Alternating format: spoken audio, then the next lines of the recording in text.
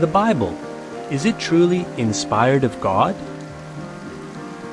Do you believe that the Bible is from God?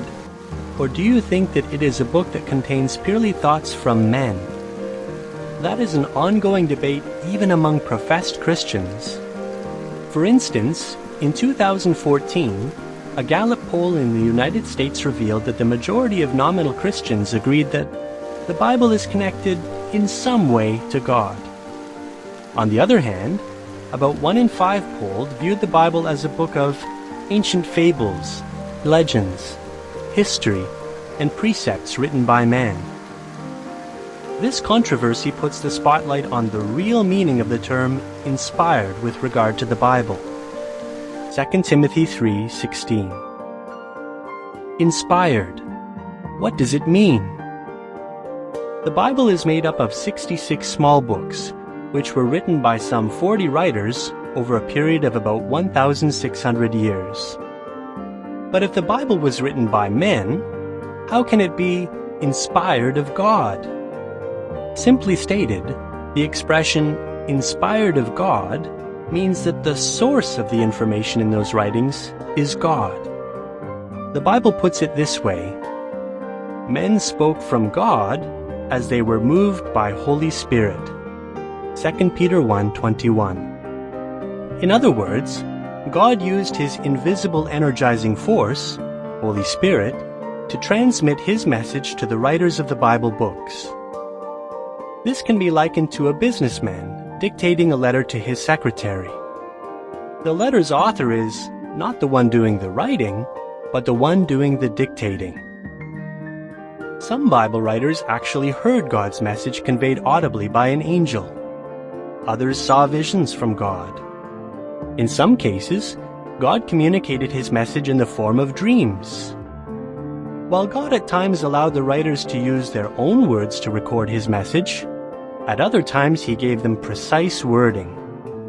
In any event, human writers conveyed God's thoughts and not their own. How can we be sure that it was God who inspired the Bible writers? Consider 3 lines of evidence that build confidence in the Bible's divine origin. End of article.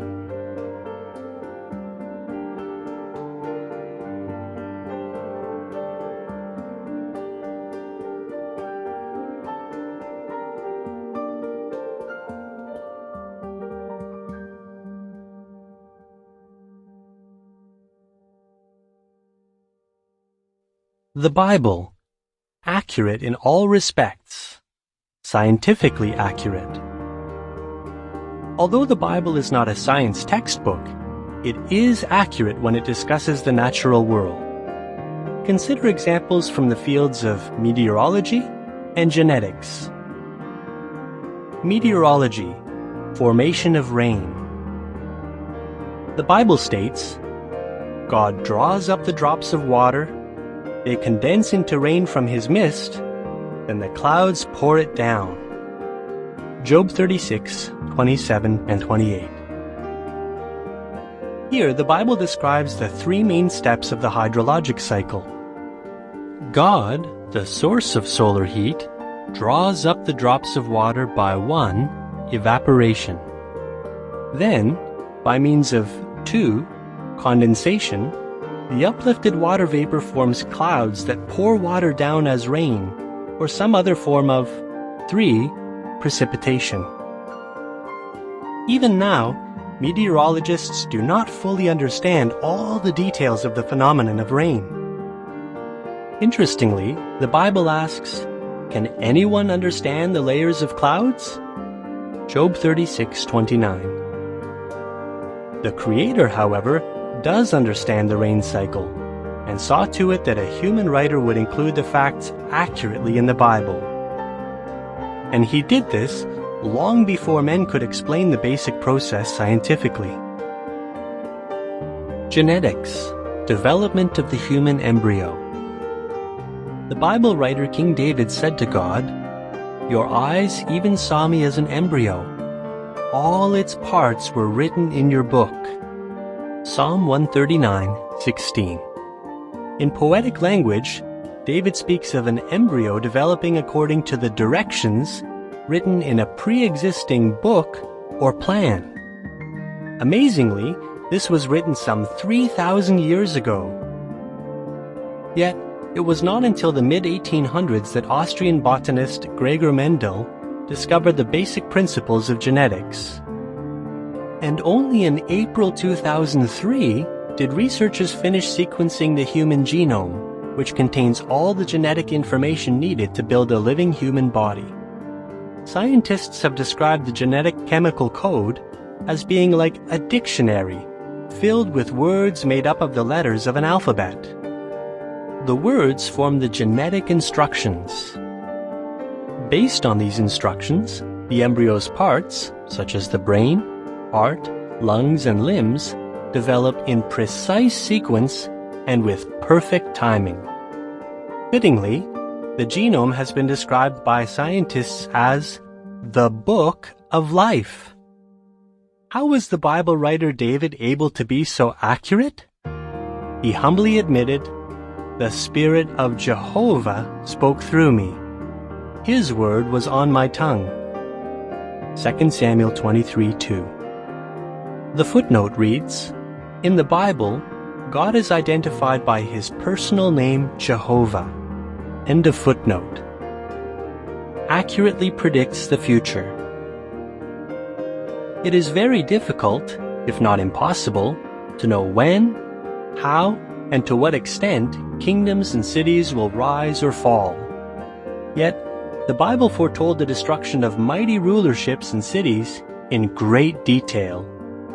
Consider just two examples. The fall and desolation of Babylon. Ancient Babylon was the hub of a powerful empire that exerted influence over Western Asia for centuries. At one time, it was the world's largest city. Yet, some 200 years in advance, God inspired the Bible writer Isaiah to prophesy that a conqueror by the name of Cyrus would overthrow Babylon, and that it would end up uninhabited forever. Is this what really happened? In one night, in October 539 BCE, Cyrus the Great conquered Babylon. In time, the canals that had once irrigated the surrounding fertile region choked up from neglect. By 200 CE, the site was said to have been deserted. Today, Babylon remains in ruins. Precisely as the Bible foretold, Babylon has become utterly desolate. Jeremiah 50:13. Where did the Bible writer get such accurate historical foresight? The Bible reveals that this was a pronouncement against Babylon that Isaiah the son of Amoz saw in vision. Isaiah 13:1. Nineveh, as dry as a desert. Nineveh, the capital of the Assyrian Empire, was considered to be an architectural wonder. The city boasted wide streets, public gardens, temples, and massive palaces. Nevertheless, the prophet Zephaniah foretold that this magnificent city would become desolate, as dry as a desert. Zephaniah 2:13-15. Nineveh was completely destroyed by the combined forces of the Babylonians and the Medes in the 7th century BCE. According to one reference, the vanquished city then passed into oblivion for 2,500 years. For a period of time, people doubted whether Nineveh had ever existed. Only in the mid-19th century did archaeologists excavate Nineveh's ruins. Today, the site suffers from decay and vandalism, causing the Global Heritage Fund to warn, Nineveh's ancient remains could again be buried forever. Where did Zephaniah get his advance information? He acknowledged that it was the word of Jehovah that came to him. Zephaniah 1:1. The Bible answers life's big questions. The Bible provides satisfying answers to life's big questions. Consider the following examples. Why is there so much evil and suffering in the world? The matter of evil and suffering is covered extensively throughout the Scriptures. The Bible explains. 1. Man has dominated man to his harm.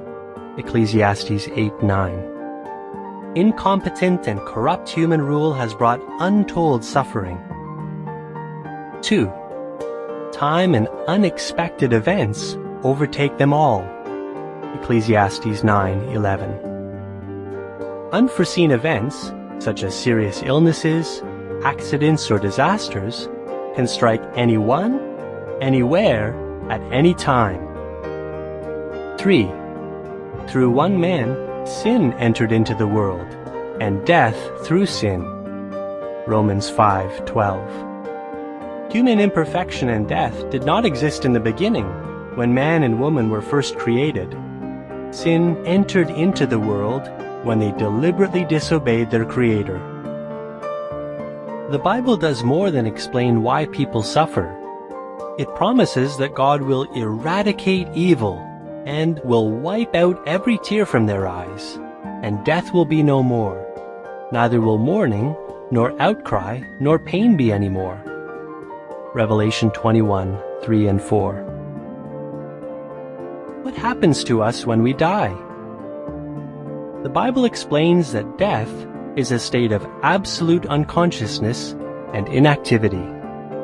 For the living know that they will die, states Ecclesiastes 9:5, but the dead know nothing at all.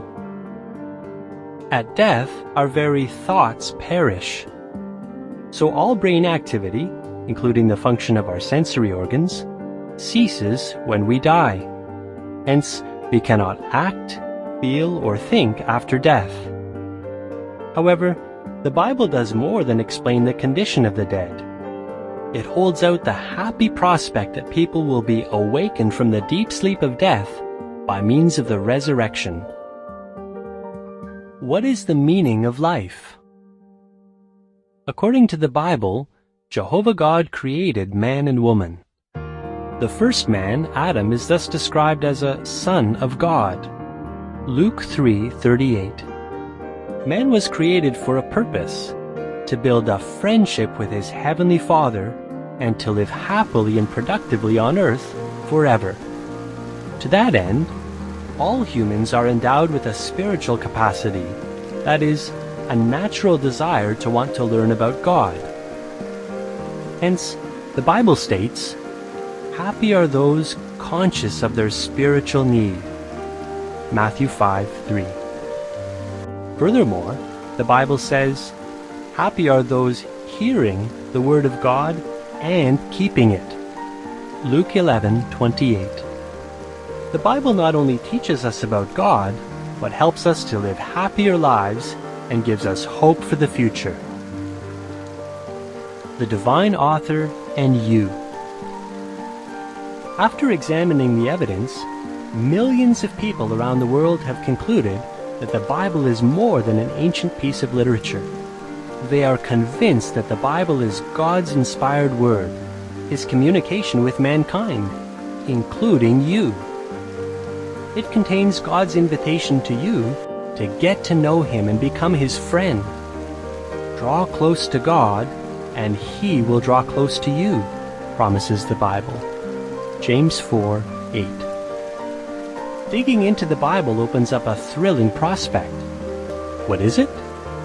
Just as reading a book gives you a glimpse into the mind of the author, reading the Bible reveals the thoughts and feelings of its divine author, God.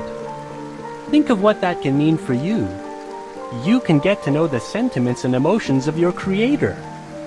In addition, the Bible reveals God's name, nature, and marvelous qualities, God's purpose for man, how you can develop a relationship with God.